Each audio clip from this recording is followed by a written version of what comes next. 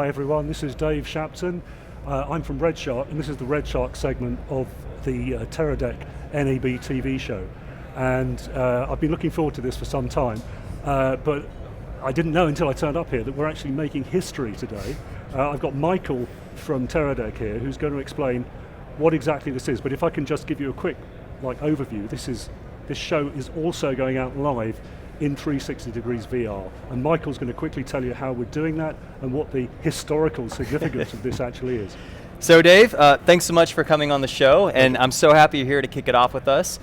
Today what we're using is a brand new product called the Teradek Sphere, and what Sphere is doing is it's taking the live feed from multiple cameras. In this case, it's a 4-camera GoPro rig. We're streaming it live to the internet in full 360 and in full HD, and we're actually streaming to one of the largest online video platforms in the world in full 360. I can't say who it is because they will be announcing this shortly. Nobody will guess, will they? Nobody, yeah. So we'll actually be, I believe, and from what I've been told, the very first live broadcast in 360 to this platform. So Dave and Nick here from AJA, you guys are making history, and thanks again for coming on here. We'll have much more about Sphere coming up very soon, so I'm going to go ahead and exit and have you guys kick off. Thanks, Michael. Very cool. All right, take care, guys. So excited about this VR thing. We just didn't know this was going to happen. But anyway, Nick, yes. Nice to see you again. Nice to see you. When did we start? Was it 7:45 this morning with the AJA? Yeah, you're not sick of me yet. Press conference. That was great. I'd like to take. It's always hard with a company that makes so many products, and when it's like you've got 20 or 30 new things to announce, and how do you pick them out? We've only got about 8 minutes to talk about this. First of all, let's talk about the Scion. I never know whether you're supposed to say Scion or Scion. Scion. Okay, Scion, that's good. Yeah. I was trying to work out a halfway stage between them, but it sounds like I don't need to do that now. There's a major upgrade, isn't there, to the firmware? Yeah, 1. we have a firmware upgrade, a 1.3 version firmware upgrade based on customer feedback that improves the image pipeline and renames our gamma modes. So highlight handling is improved, detail within shadows is improved, and we've renamed our gamma modes to be more of what customers were asking for. So a little more logical naming scheme, and that's shipping actually today. And sitting in the audience of the press conference, admittedly, we had a low contrast projector. Yeah. The worst possible way to watch this stuff. Sure. But there did seem to be a significant difference, more detail in the dark areas. Yeah, definitely. It's definitely a nice improvement, and I think there's a visible difference that Scion owners will see. And this is a free update. When's it available? Today. Oh, okay. So people just go. Yeah, you just go to aja.com, download the latest stuff, and upgrade your Scion. Okay, fantastic. Well, that's we're going to be trying that out soon in RedShark. Cool. To see what it looks Great. like. So, the second thing I wanted to talk to you about, because this is a major thing in the show, isn't it? It's IP video, and it's going to take some people by surprise because it's a really dry IT industry sounding term, but what it actually means is it's almost hard to exaggerate how much this is going to mean to the industry. And I remember talking to you was it ISA in Amsterdam quite recently, and I said to you, are you going to be doing anything with IP in it? And you were like, maybe, weren't ready to announce it, and you did announce it today. We did. So tell me what your first product is, your first IP video product. Yeah, it's called the Kona IP, and so it's a next generation of our Kona products that we've had for 14 years, our PCI card products for desktop applications, and this one is an IP video product, and we've been working very hard, working at a very high level with the industry alliance groups like AIMS and Aspen and Sony IP Live and NDI and with our customers, very high-end customers, to understand what their IP roadmap is and what their needs are. And so Kona IP is actually real, it's shipping next month, and it just uses off-the-shelf 10 gig SFPs that you can buy at any integrator or on the web, plug it in and have an IP video infrastructure to Avid, Media Composer, and Pro Tools, and Adobe Creative Cloud, and tons of other applications around the hall. So at a certain level I understand that, so it's like traditional digital video to IP digital video, but of course there's a whole soup of standards, and there's compressed and uncompressed. So where does this sit in amongst the complete jungle of standards that we have out there? Can it handle multiple standards? Can it translate between them? Yeah, so initially it's supporting SMPTE 2022-6, which is uncompressed packetized SDI. And we have a roadmap that as the IP video story gels and as customers become clear with their own roadmaps and as technologies get adopted by the major companies in the industry, the Kona IP was designed to be flexible and extensible and programmable, so we have a roadmap for emerging IP video standards like VSF TR04 and 03, Aspen, compression technologies like JPEG 2000. So all along the way, Kona IP will keep up with IP video as it matures and as it develops. And that's really the fruit of our engineers being deeply engaged with these industry groups and with these high-end clients and understanding what their needs are. So it's a really nice product, and I think it has a long life ahead of it. And it sounds like it has a fair degree of upgradability in it. Is it like FPGA based? It is. Yeah, so how and when these upgrades will be delivered will be revealing as they come. But yeah, the idea would be you just go download something and upgrade the card and away you go. It won't be a hardware change. And I'm asking you this because we've got Andrew Cross, who's the president at NewTek on the show on Wednesday, I think.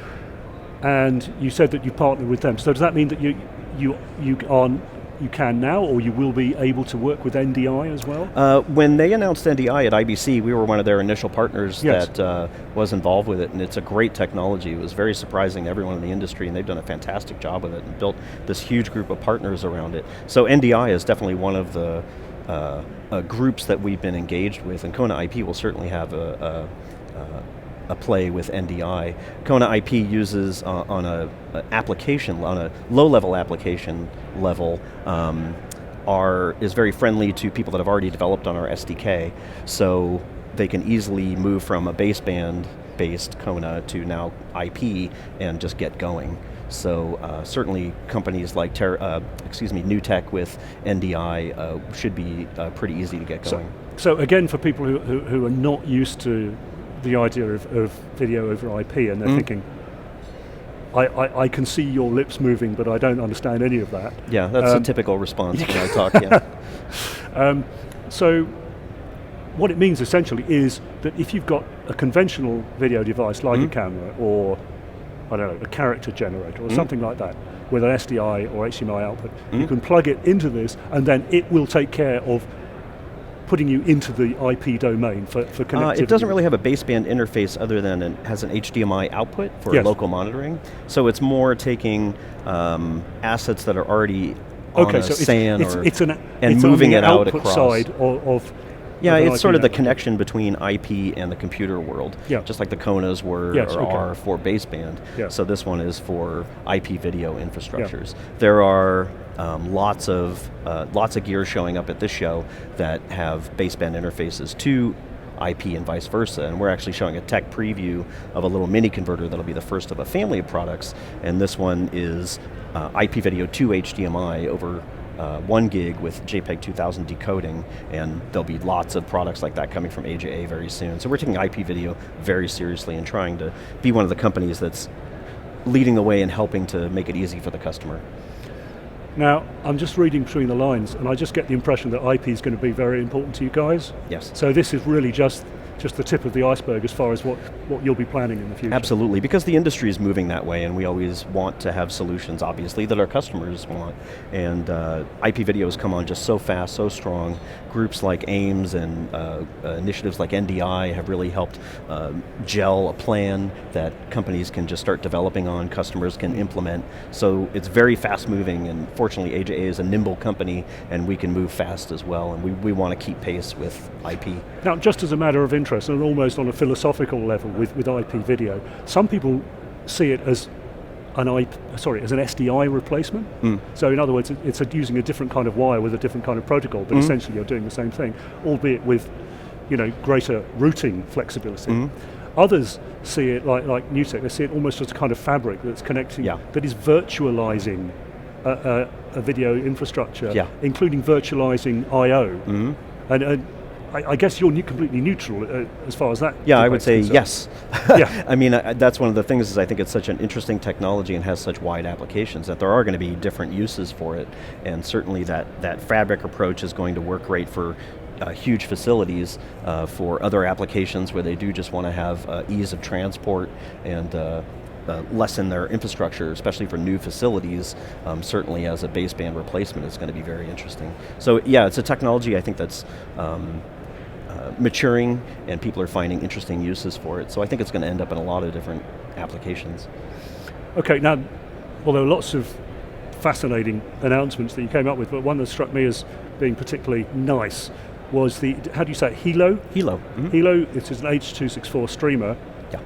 We're not doing it justice by calling it an H.264 streamer though, because it's a little standalone box. Yes. It's a H.264 streaming and recording appliance, up to 1080p 60, and it has SDI and HDMI inputs and outputs, and it uses standard H.264, MPEG-4, and AVC technology, encodes up to 20 megabit per second. You can have independent stream and record happening at different bit rates, and you can simultaneously record to USB and SD cards, devices that are attached via USB, at the same time as you're driving external video devices, and at the same time as you're writing to a network share, and at the same time as you're streaming out up to a CDN and delivering. So really flexible box, a little tiny thing about this big, can even be powered 12 volt, and just something that our customers have been asking for quite a while. Okay, fantastic. Just pick something else that you launched today, or you mentioned. Yeah, we had 23 product announcements today, so I would say the next thing I would want to talk about would be UTAP. We have a new family of products called UTAP. They're USB interface devices. You plug them in, gets power from the USB bus. Oh, and they're driverless. Yeah, driverless. Yeah. So it uses UVC, UAC drivers that are present within Mac, Windows, and Linux, and you just plug them in. Software applications, a huge range of software applications say, oh, there's a video device, I can start ingesting. And they're very high quality. One is HDMI input, one is 3G SDI input, so you can get up to 1080p 60 ingest. They have hardware scaling in them, so you can scale to computer resolutions on the way in, and very affordable. They're $345. So this is really video capture. Yeah. With all the complexity stripped away. Pretty much, yeah. You just plug it in, no power needed, no drivers needed, and away you go. So I'm just thinking of a use case for this. We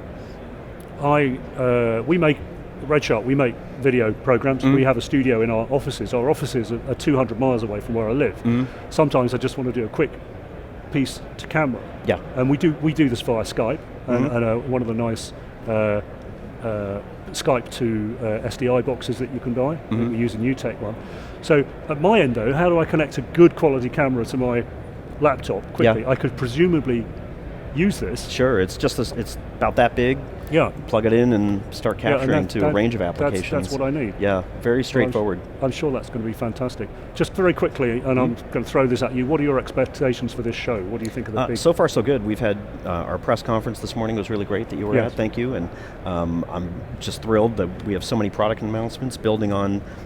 Since last NAB, we've had 30 product announcements that we've announced and shipped, and here's another 23, 25, and AJA is just on a tear, so I feel we have great momentum. I'm very thrilled with the show. I think what people always forget about companies like yours is that there's a huge, you see the tip of the iceberg, which are these sexy, innovative, clever products. Underneath the surface of the water, you've got your infrastructural stuff that you don't see. Yeah. It's equally clever, but it's just hidden. Yeah, I mean, we're a broadcast infrastructure company. Yes. That's where we started, making little adapter boxes for the broadcast industry, and that's moved to I/O cards and streaming and everything, cameras, everything that we do now. Okay, awesome. Nick, thank Thanks, you very Dave. much. Pleasure to see you. Really good talking to you. Thank you very much. Okay, we'll be back soon.